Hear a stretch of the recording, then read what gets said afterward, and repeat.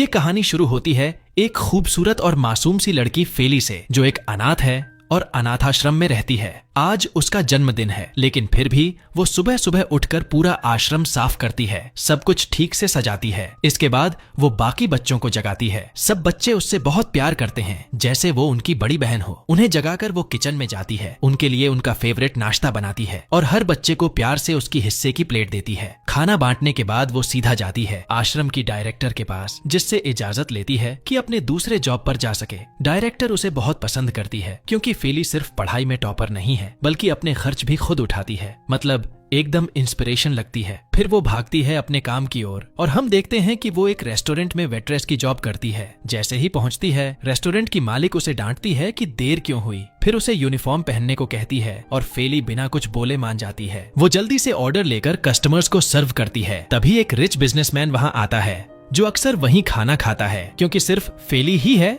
जो उसका ऑर्डर बिना पूछे जानती है। वो उससे पूछता है, मैं आज ठीक लग रहा हूँ ना, क्योंकि उसका कोई जरूरी मीटिंग है। फेली थोड़ा चौंकती है, लेकिन फिर भी उसे कुछ स्टाइल टिप्स देती है। हंसते हुए पूछती है, घर में किसी से पूछ क्यों नहीं लेते। उस पर वो बड़ी ही शांत आवाज में बताता है कि उसकी बीवी की मौत हो गई थी और उसके 4 बेटे हैं, जिनको फैशन का एफ भी नहीं पता। फेली उसकी बातों से इमोशनल हो जाती है और माफी मांगती है कि उसने उसकी बीती बातों की याद दिला दी। फिर वो ऑर्डर लेने अंदर जाती है, लेकिन तभी अचानक आश्रम के बच्चे सरप्राइज देते हुए वहां आ जाते हैं उसके बर्थडे के लिए। फेली एकदम इमोशनल हो जाती है, खुश हो जाती है कि उन्होंने उसे याद रखा। सब मिलकर उसका छोटा सा बर्थडे सेलिब्रेट करते हैं, लेकिन तभी रेस्टोरेंट की मालिक गुस्से में आ जाती है। वो फेली को डांटती है और कहती है कि इन अनाथ बच्चों को बाहर निकालो। ये सब देखकर वो रिच बिजनेसमैन तुरंत इंटरफेयर करता है और बर्थडे विश करता है, हैप्पी बर्थडे प्यारी फेली। अब मालिकन चुप हो जाती है, क्योंकि वो आदमी उसका सबसे बड़ा कस्टमर है और अमीर भी। दिन के आखिर में वही आदमी फेली और बच्चों को कार से आश्रम तक छोड़ने आता है। रास्ते में फेली उससे कहती है कि उसने आज जो भी किया उसके लिए थैंक यू।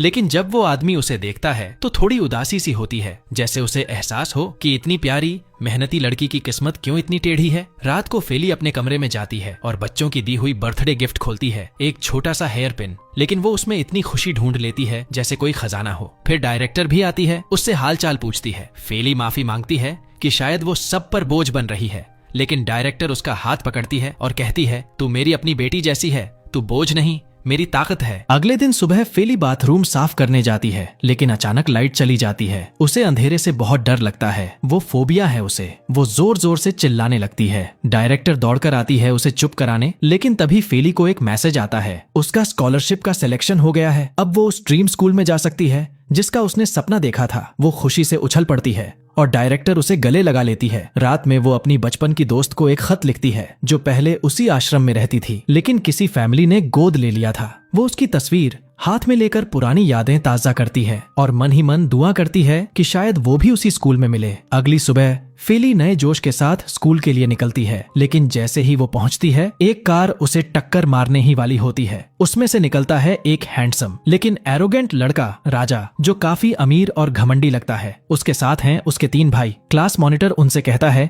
कि यहाँ गाड़ी पार्क करना अलाउड नहीं है और तेज ड्राइविंग भी नहीं। राजा बनावटी स्माइल के साथ मान जाने का नाटक करता है, लेकिन जैसे ही बैठता है, गाड़ी को उसी की तरफ फुल स्पीड में घुमा देता है, जैसे मजाक उड़ाया हो। ये देख फेली गुस्से से फट पड़ती है, गाड़ी की चाबी छीनकर दूर फेंक देती है। राजा को उसका ये बिहेवियर एकदम नागवार लगता है। ये लड़की खुद को समझती क्या है। और जब वो वापस आकर देखता है तो फेली वहाँ से गायब होती है, लेकिन उसकी एक चेन वहीं गिर जाती है। राजा उसे उठा लेता है। फिर क्लास मॉनिटर फेली के पास आता है, उसे थैंक यू बोलता है कि उसने उसकी हेल्प की और अपना नाम बताता है। लेकिन जैसे ही वो उसकी शक्ल देखता है, एकदम ठहर जाता है, उसकी खूबसूरती में खो सा जाता है। फेली उससे नजरें चुराते हुए अपने क्लास की तरफ बढ़ जाती है, लेकिन अंदर जाते ही उसका सामना होता है राजा और उसके भाइयों से। उन्हें देखकर फेली डर जाती है और क्लास में एक साइड बैठी एक लड़की के पास जाकर बैठ जाती है। ब्रेक में वो लड़की उसे स्कूल घुमाते हुए राजा और उसके भाइयों के बारे में बताती है और साथ ही चेतावनी देती है कि उनसे दूर ही रहना बेहतर होगा। पता चलता है कि स्कूल में उन्हें दी 4 आर्ट्स कहा जाता है, क्योंकि वो चारों न सिर्फ अमीर हैं, बल्कि स्कूल के सबसे हैंडसम लड़के भी हैं। सबसे बड़ा भाई राजा है,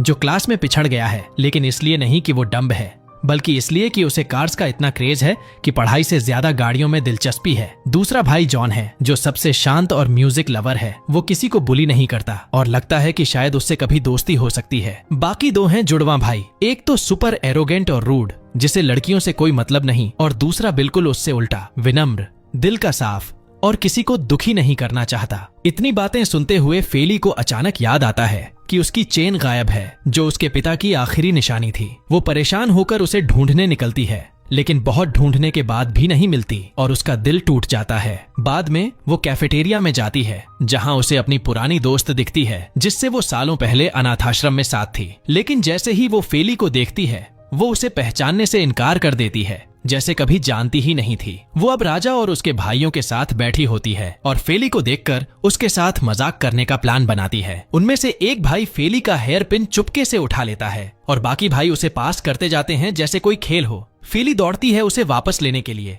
लेकिन आखिर में वो पिन उसी पुरानी दोस्त के पास पहुंचता है। फेली उम्मीद करती है कि वो उसे वापस कर देगी, लेकिन वो मुस्कुराकर उसे जमीन पर फेंक देती है और तोड़ देती है। ये देखकर फेली के होश उड़ जाते हैं। वो लड़खड़ाती हुई उसके पास जाती है, उसे गले लगाने की कोशिश करती है, लेकिन उसकी दोस्त पीछे हट जाती है। वो साफ साफ कह देती है कि अब उसकी जिंदगी बदल चुकी है, अब वो अनाथ नहीं है, और फेली को एडवाइस देती है, किसी को मत बताना कि तू अनाथाश्रम से है, और ये भी मत कहना कि तू मुझे जानती है। इतना कहकर वो वहां से चली जाती है। फेली उस दिन पूरी तरह टूट जाती है। स्कूल खत्म होते ही वो वापस आश्रम लौटती है। किचन में डायरेक्टर के साथ खाना बनाने में मदद करती है, लेकिन तभी दरवाजे पर आता है वो रिच बिजनेसमैन और एक चौंकाने वाली बात कहता है, मैं तुम्हें गोद लेना चाहता हूँ। और जब वो अपने बेटों से उसे मिलवाता है तो सामने खड़े होते हैं वही 4 लड़के, राजा और उसके भाई। सबके चेहरे पर शौक, और फेली खुद भी समझ नहीं पाती कि ये क्या हो रहा है। बाप उन्हें कहता है कि फेली के साथ बैठो, उसे जानो, लेकिन राजा गुस्से में वहां से चला जाता है। फेली जब बाकी भाइयों के साथ बैठती है तो उसे महसूस होता है कि कोई उसे पसंद नहीं कर रहा। वो अपसेट हो जाती है और बाथरूम चली जाती है, जहां वो राजा को देखती है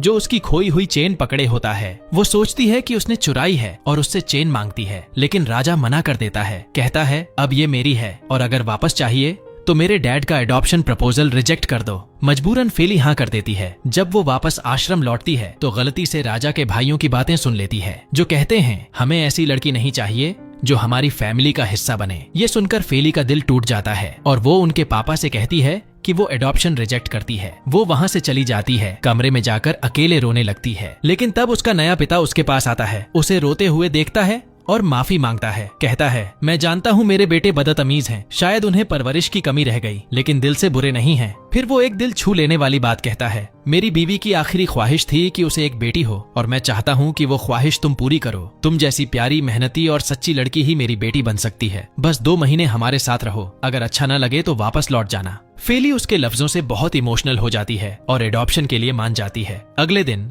वो अपनी सारी चीजें पैक करती है, बच्चों से गले लगती है और हर कोई रोता है, क्योंकि अब फेली अनाथ नहीं रही, लेकिन दिलों में उसकी जगह हमेशा रहेगी। जैसे ही फेली अपने अनाथालय के बच्चों को अलविदा कहती है, वो सबको बताती है कि चाहे कुछ भी हो जाए, वो उन्हें हमेशा अपने भाई बहन ही मानेगी और कभी नहीं भूलेगी। साथ ही ये वादा करती है कि वो अक्सर मिलने जरूर आएगी। फिर वो अपनी डायरेक्टर को गले लगाकर थैंक यू बोलती है कि इतने सालों तक उसका ख्याल रखा। तभी उसके नए पिता आ जाते हैं और उसे घर ले जाते हैं। जब फेली पहली बार उस आलीशान घर में कदम रखती है, वो हैरान रह जाती है। हर तरफ रॉयल्टी और टेक्नोलॉजी की चमक। राजा और उसके भाई आकर उसका वेलकम करते हैं और फिर उसकी देखभाल करने वाली एक महिला उसे उसका कमरा दिखाने ले जाती है। वहाँ फेली को पता चलता है कि पूरा घर एआई सिस्टम से ऑपरेट होता है, जिससे वो पहले तो डर जाती है और उस पर ट्विंस उसकी टांग खींचते हैं, लेकिन केयरटेकर उसे प्यार से सब कुछ सिखा देती है। इस सब के बीच सिर्फ जॉन ही है जो उसके साथ अच्छे से पेश आता है और फिर वो अपने भाइयों को लेकर उसे रेस्ट देने छोड़ देता है। लेकिन रात होते ही राजा उसके कमरे में आता है और कहता है कि चलो